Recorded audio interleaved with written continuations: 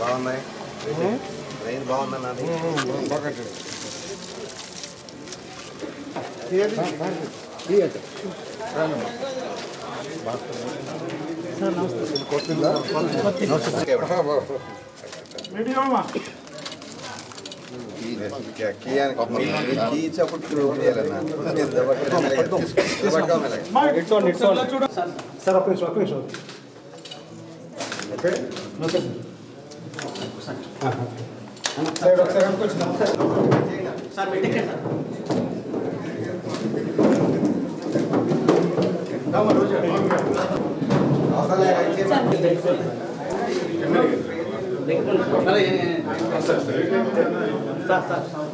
ఏంటమ్మా ఈ ప్రభుత్వం సంతోషం ఉన్నావా?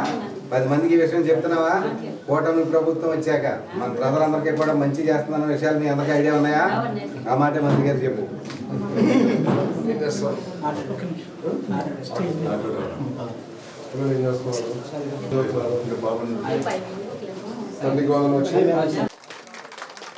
ఈరోజు మన ఉంగుటూరు నియోజకవర్గం మన వడ్డీ కార్పొరేషన్ చైర్మన్ ఘనసాల వెంకటలక్ష్మి గారికి, వేదిక మీద ఉన్న అధికారులకు, మన గ్రామ ప్రజలకు, మీడియా మిత్రులకు అందరికీ కూడా పేరు పేరున నా హృదయపూర్వక నమస్కారాలు తెలియజేసుకుంటాం.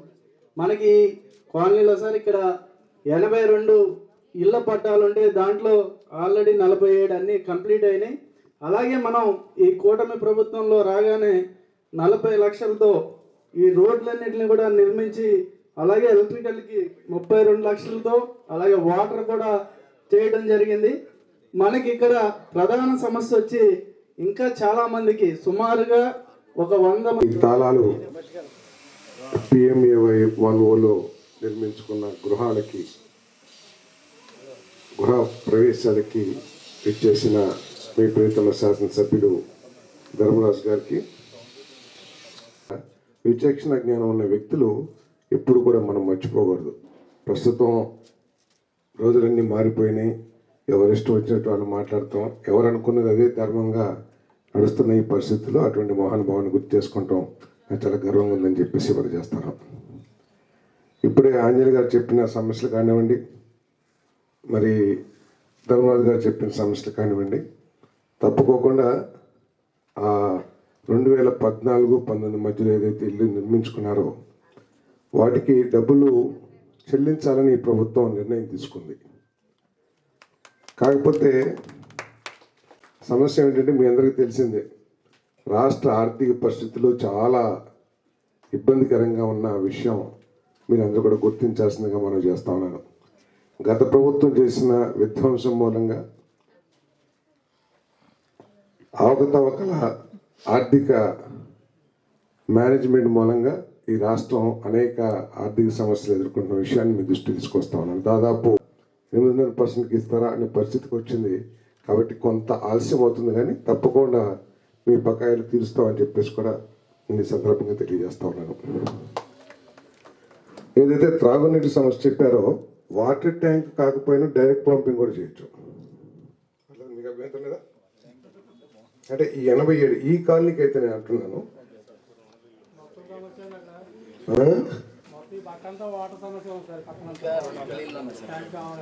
ఓకే, తప్పకుండా ఇక్కడ ఒక నీటి వసతి ఏర్పాటు చేయడానికి తప్పకుండా ఉన్న అవకాశాన్ని కలెక్టర్ గారు, అదేవిధంగా హౌసింగ్ డిపార్ట్మెంట్ నుంచి కొంత, కలెక్టర్ గారి దగ్గర నుంచి కొంత, మన జిల్లా పరిషత్ ఫండ్స్తో తప్పకుండా ఇక్కడ ఒక వాటర్ ట్యాంక్ నిర్మించడానికి ప్రయత్నం చేస్తానని చెప్పేసి ఈ సందర్భంగా నేను తెలియజేస్తాను. ఇందాక ఆంజనేయ గారు చెప్తా ఉన్నారు, ఆంజనేయ గారు ఏంటంటే, సారథి గారు మీరు తెలుగుదేశం పార్టీలో కట్టుకున్న ఇళ్ళకి డబ్బులు ఇస్తలేదు, వైఎస్ఆర్సీపీలో శాంక్షన్ చేసిన ఇళ్ళకి డబ్బులు ఇస్తున్నారని. మన బ్రదర్ పేరు ఏంటి, మన బ్యాంక్ ప్రెసిడెంట్ గారు నవ్వుతున్నారు, నరసింహారావు గారు నవ్వుతున్నారు. ఎందుకంటే అందరికి మనసులో ఉంది. కానీ ఇక్కడ అర్థం చేసుకోవాల్సింది ఏంటంటే, గత ప్రభుత్వం ఇచ్చిన 1,80,000లో ఒక్క రూపాయి కూడా రాష్ట్ర ప్రభుత్వం అందలేదు. మొత్తం కేంద్ర ప్రభుత్వం నుంచి ఇచ్చిన నిధులతోనే గత ప్రభుత్వం ఈ హౌసింగ్ ప్రోగ్రామ్ను ముందుకు తీసుకెళ్ళింది. ఒక్క రూపాయి కూడా.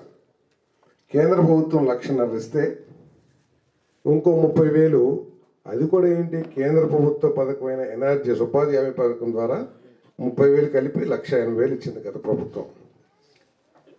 దానికి తోడు డ్వాక్రా లోన్లో 35,000 ఇచ్చి 2,15,000 యూనిట్గా ఖర్చు పెట్టారు. కాబట్టి ఈరోజు ఏదైతే మనం వచ్చిన తర్వాత కూడా డబ్బులు ఇస్తా ఉన్నామో అవి పూర్తిగా కేంద్ర ప్రభుత్వ నిధులు. అవి ఖర్చు పెట్టుకోకపోతే మన రాష్ట్రానికి నష్టం వస్తుంది, పేద ప్రజలు నష్టపోతారు.